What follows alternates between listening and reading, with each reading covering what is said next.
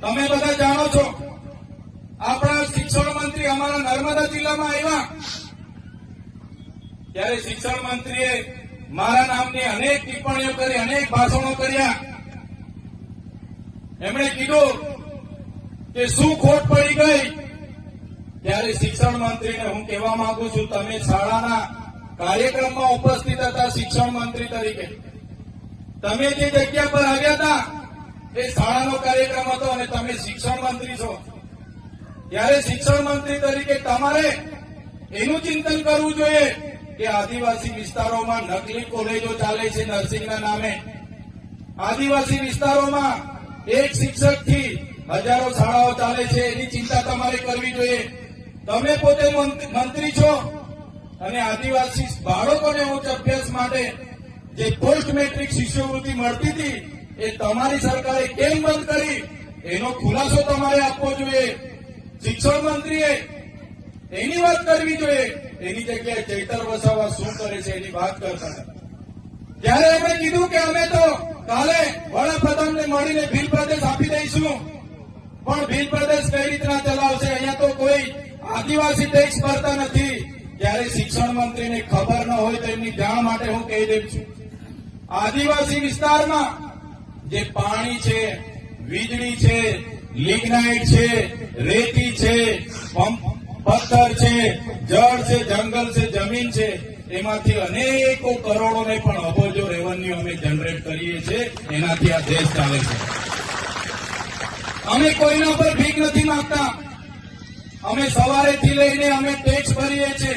માચીસથી લઈને જે પણ સામગ્રી અમે લઈએ છીએ એનો ટેક્સ અમે ભરીએ છીએ.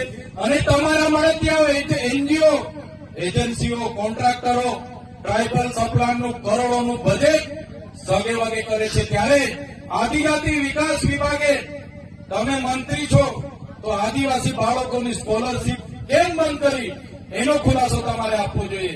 3 વર્ષથી વડોદરાની એમએસ યુનિવર્સિટીના વાઇસ ચાન્સલર બોગસ સર્ટિફિકેટના આધારે નોકરી કરતા હતા, હમણાં પકડાયા છે. એનો ખુલાસો તમારે આપવો જોઈએ.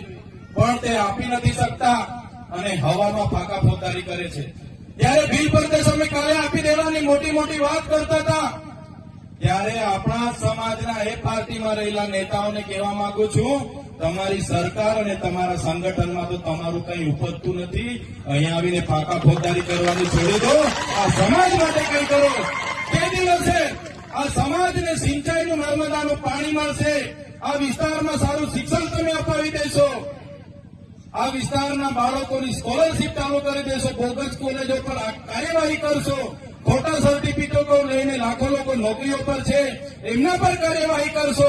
અને જે દિવસે તમે જો અમારી સરકારમાંથી અમને અલગ ભીલ પ્રદેશ અપાવી દેશો, એ દિવસે અમે તમારો પીઠ થાબડીશું ને તમારી સાથે ઉભા રહીને તમારા વખાણ કરીશું. પણ તમે અમને ભીલ પ્રદેશ અપાવી દો. સાથીઓ, આજે મને અહીંયા આમંત્રણ મળ્યું. આપણી આદિવાસીની 27 અનામતની બેઠકો છે, જેમાં આદિવાસી લડી શકે. એ કોઈ પણ પાર્ટીમાંથી લડીને જીતી જાય. આજે 27 ધારાસભ્ય આપણા આદિવાસીઓ વિધાનસભામાં બેસે છે. પણ આટલી મોટી સમસ્યાઓ વર્ષોથી આપણી ચાલે છે. 73 એની જમીનો બધી દાહોદ હોય, મહીસાગર હોય, પંચમહાલ હોય, કેવડિયા હોય, નર્મદા હોય, આ સરકારના અધિકારીઓ શ્રી સરકાર કરીને બધા એમના મળતિયાઓને આપી દે છે. એક પણ નેતા આદિવાસીઓની જમીનો માટે, એક પણ નેતા આદિવાસીઓના શિક્ષણ માટે, એક પણ નેતા આદિવાસીઓના આરોગ્ય માટે બોલવા તૈયાર નથી. બધાને પોતાની ટિકિટોની પડી છે. જ્યારે પાર્ટી ઊંચી આંગળી કરવા ગઈ ત્યારે ઊંચી આંગળી કરે છે. એમને ખબર છે 2 હાથ જોડીશું એટલે તાલુકાની ટિકિટો એમને મળે છે. પગે પડે એટલે એમને જિલ્લાની ટિકિટો મળી જાય છે. અને ઉપરા પડીને દંડવત કરી દે તો ધારાસભ્યની ટિકિટ મળે છે. એ જ આપણા નેતાઓ પાર્ટીઓમાં કરી રહ્યા છે. આજે હું તમારા મંચ પર આવ્યો છું